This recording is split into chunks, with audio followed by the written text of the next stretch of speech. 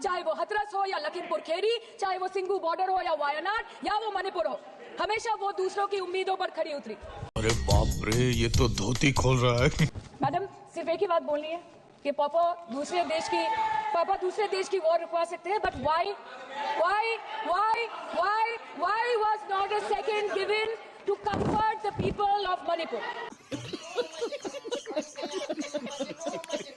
आग लगी बस्ती में, साहब अपनी मस्ती में करने के लिए गए और ऐसे ऐसे क्षेत्रों में जहां इन लोग कभी जाने का हिम्मत नहीं किया, और वही धरती गवाह है जब वहां इन लोगों के राज्य में जब वहां हिंसा भड़की थी, 10,000 से ज्यादा लोग मारे गए थे। तेरी दादागिरी निकाल दूंगा मैं कि ये बीजेपी समस्या है और दीदी समाधान है। बीजेपी कटी पतंग है, ममता दी पूरा आसमान है। फिर नहीं बसते वो दिल जो एक बार उजड़ जाते हैं गालिब, कब्र कितनी भी सजाओ कोई जिंदा नहीं होता। Please remember this. हेलो, मैं दानिश। वीडियो की शुरुआत में एक छोटी सी क्लिप देख चुके हैं सयानी घोष जी की। सयानी घोष जी जब अपने देश की पार्लियामेंट में अपना वक्तव्य करती हैं तो बड़ा ही मज़ेदार तरीके से वो बोलती हैं। उनका भाषण चाहे सत्ता पक्ष हो या विपक्ष हो, कोई भी पक्ष हो, सभी को पसंद आता है जब वो बोलती हैं देश की पार्लियामेंट में। लेकिन आज भी उन्होंने जो भाषण दिया है उसमें बड़े ही कड़क शब्दों का इस्तेमाल किया है। सामने बैठे हुए बीजेपी के 2 मंत्री खड़े होते हैं और उन्हें उनके भाषण के बीच में टोक देते हैं। क्या कुछ हो रहा है, आइए एक वीडियो के माध्यम से जानने की कोशिश करते हैं। गाने के 1-2 बोल भी कहे हैं और कुछ शायरियाँ भी नजर आएंगी आज के इस वीडियो में। वीडियो अगर पसंद आ जाए तो डीएल गोल्डन न्यूज़ चैनल को सब्सक्राइब करें। आइए पूरा भाषण सुन लेते हैं। सयानी घोष जी। Namaskar, madam. I thank you and my leader, Mamata Banerjee, for giving me an opportunity to speak today. And after 22 months of demanding, protesting, criticizing, shouting, the government is finally compelled to discuss Manipur, and under what circumstance? When democracy is officially dead in a state of this largest democracy. They are forced to debate on Manipur today because President's rule has been imposed in the state of Manipur. Madam, Manipur के मुद्दे पर पिछले 22 महीनों में विपक्ष ने लगातार सवाल उठाए। कभी चर्चा ना होने पर हमने वॉकआउट किया तो कभी मकर द्वार पे धरना दिया।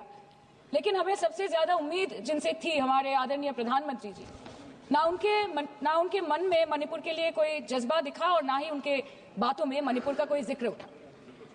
600 दिनों से ऊपर चल रही एथनिक वायलेंस मैडम, 240 से ऊपर मणिपुर के भाई और बहनों की मौत, 1500 से ज्यादा जख्मी लोग, more than 5,600 arms, 6.5 lakhs rounds of ammunition looted from police armories, करीबन 68,000 इंटरनल डिस्प्लेसमेंट, 13,000 से ज्यादा स्ट्रक्चरल डैमेज, कई लापता लोगों की डायरी, लगातार दहशत की खबरें। फिर भी सरकार ने अपनी चुप्पी मणिपुर पर नहीं तोड़ी। Madam, in the past 22 months, every individual has taken to the streets of Manipur, protesting and demanding peace.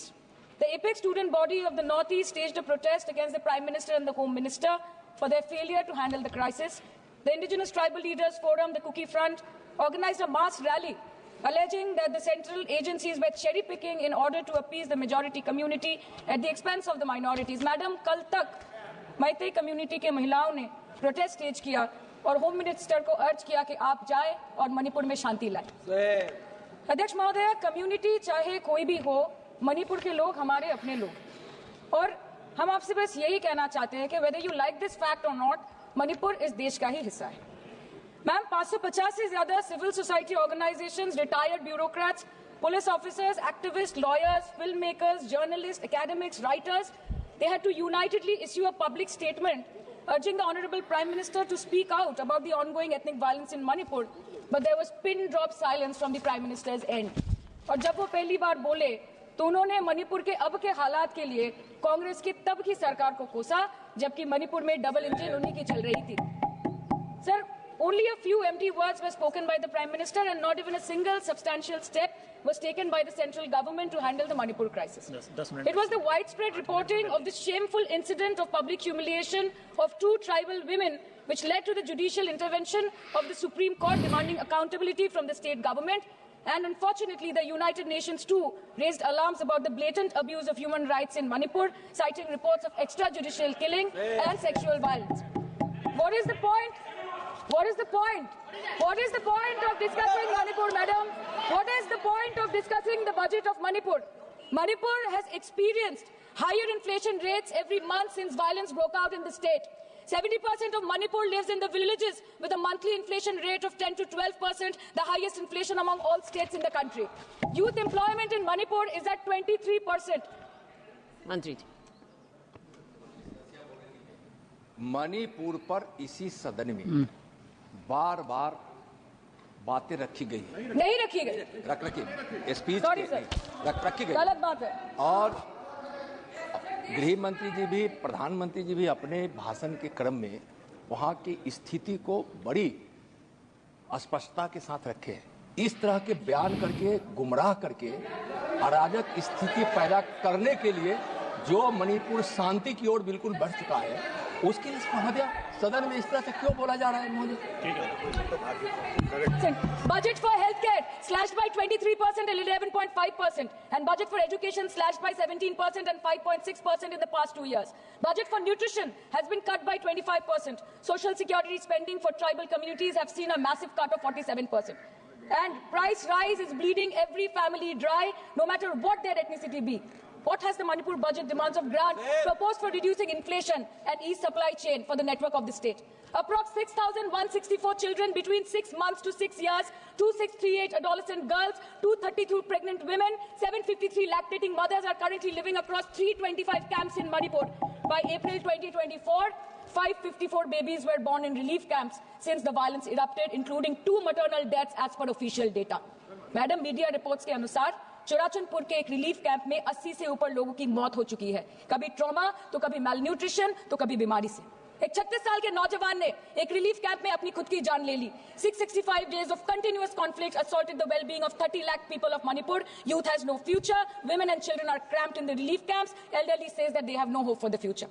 आज बंगाल में एक मच्छर भी मरता है तो बीजेपी वाले वहां पे प्रेसिडेंट्स रूल बोल के चिल्लाते हैं, लेकिन जब तक आपके डबल इंजन राज्य में आपके ही मुख्यमंत्री ने इस्तीफा नहीं दिया, तब तक आपको ख्याल नहीं आया कि जिंदगी धूप तुम घनास आया।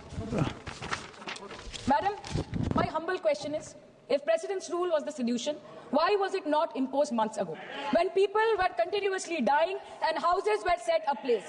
After allowing Manipur to burn for months, today you are here with a bouquet of rosy promises. Please remember, madam, please remember, कि फिर नहीं रूल जो है 66, 67 एंड 68 प्रेसिडेंट रूल जिसकी ये बात कर रही हैं, वो आइडेंटिकल विल है जो कि इस हाउस के पास है। प्रेसिडेंट रूल पर डिस्कशन होने वाला है, इसीलिए इनको फाइनेंस बिल पर केवल फाइनेंस की बात करनी है। नो प्रेसिडेंट रूल पर बात होनी है। वो बिल यहाँ है, वो बिल यहाँ है। Madam, after allowing Manipur to burn for months, today you are here offering bouquet of rosy promises. Please remember, फिर नहीं बसते वो दिल जो एक बार उजड़ जाते हैं गालिब, कब्र कितनी भी सजाओ कोई जिंदा नहीं होता। क्या कहना है? Remember this. Madam, this was imposed not to restore peace, but to salvage the BJP's political reputation after months of inaction. This is the truth. This is the truth. प्रधानमंत्री जी ने 2022 जनवरी के बाद मणिपुर में अपने कदम नहीं रखे, लेकिन इस बीच 40 बार इंटरनेशनल और 244 बार डोमेस्टिक ट्रिप्स लगाए। Amit Shah ji, honourable home minister, सिर्फ 2 बार गए। माननीय प्रतिरक्षा मंत्री 1 बार गए। माननीय वित्त मंत्री और पार्टी प्रेसिडेंट तो गए ही नहीं। There is a saying called narrow fiddle while Rome burned, अर्थात आग लगी बस्ती में, साहब अपनी मस्ती में। मैडम, सिर्फ एक ही बात बोलनी है कि पापा दूसरे देश की वॉर रुकवा सकते हैं, but why was not a second given to comfort the people of Manipur? As per madam, as महोदय, यह सदन please don't take it personally, sir. पर खड़ा होकर बोलने का नहीं है, और उनको पता नहीं है कि जब गृह मंत्री जी वहां गए, वैसे क्षेत्रों में गए, प्रधानमंत्री जी के निर्देश का पालन करने के लिए गए, और ऐसे क्षेत्रों में जहां इन लोग कभी जाने का हिम्मत नहीं किया।